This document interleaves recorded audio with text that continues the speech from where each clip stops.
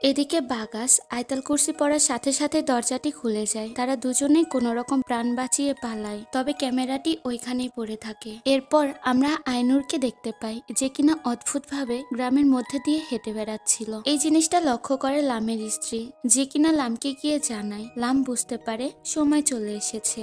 লাম তার মেয়েকে জড়িয়ে ধরে। আমরা বুঝতে পারি লাম মূলত তার মেয়েকে সুস্থ রাখার জন্য চাইছিল যেন মলিয়ার শক্তি আইনুরের মধ্যে চলে আসে, যাতে করে সেই শক্তির সাহায্যে সে নিজের মেয়েকে সুস্থ রাখতে পারে। এদিকে গ্রামবাসীরা আইনুরকে এভাবে হাঁটতে দেখে বুঝতে পারে মলিয়ার শক্তি আইনুরের মধ্যে চলে এসেছে। তাই সকলে তার পিছু পিছু হাঁটতে থাকে। গ্রামের সবাই বেরিয়ে আসে তাদের নিজ নিজ ঘর থেকে। এখানে একজন মহিলার হাতে সমস্যা ছিল, যা দেখে আইনুর মাঝপথে দাঁড়িয়ে যায়। মহিলাটি তার দিকে এগিয়ে আসে। তখন আইনুর ঠিক মলিয়ার মতো করেই বলে তার উপর বিশ্বাস রাখতে। এটা বলেই আইনুর মলিয়ার মতো অঙ্গভঙ্গি এবং মন্ত্র পড়তে থাকে। এক পর্যায়ে ওই মহিলার হাত টেনে হাতটি ঠিক করে দেয়। এটা দেখে তার পাশে থাকা গ্রামবাসীরা তাকে মলিয়ার মতো করে শ্রদ্ধা করতে থাকে। আর এই সব কিছুই দূর থেকে দেখছিল ছোট্ট রেহমাত। সে এসব কিছু দেখা মাত্রই দৌড়ে চলে যায় সারির কাছে। সারি তখন অলরেডি ব্যাগপত্র গোছানো শুরু করেছিল, কারণ তারা বুঝতে পেরেছিল যে তাদের বিপদ ঘনিয়ে এসেছে। বাকিটা রেহমাত এসে তাকে জানায় যে এবার আইনুর পুরোপুরিভাবে ওই জিনের আসরে চলে গেছে। ফলে তারা দ্রুত ব্যাগ গুছিয়ে সেখান থেকে পালিয়ে যায়। এরপর দেখানো হয় আইনুরকে, যে কিনা তখন পর্যন্ত গ্রামের সবাইকে সুস্থ করে চলেছিল। তখনই সেখানে চলে আসে বাগাস।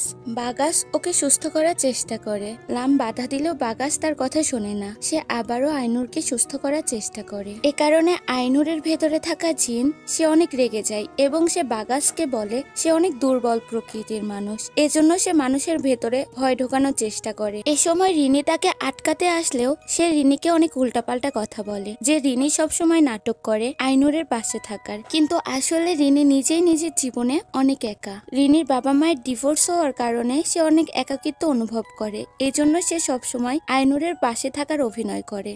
এ কথা শুনে রিনি তাকে একটা থাপ্পড় মারে। মাঝখানে চলে আসে লাম। লাম স্পষ্টভাবে বলে দেয় যে আইনুর ওর বাবারই পথে চলবে, আর এই ব্যাপারে কেউ বাধা দিতে আসলে তাকে আটকে রাখতে হবে গ্রামবাসীদের। অর্থাৎ এখানে রিনি আর বাগাসকে আটকে রাখার কথা বলা হচ্ছিল। তাই তো তাদেরকে মলিয়ার বাড়িতেই আটকে রাখা হয় এবং যত দ্রুত সম্ভব এই গ্রাম ছেড়ে চলে যাওয়ার কথা বলা হয়।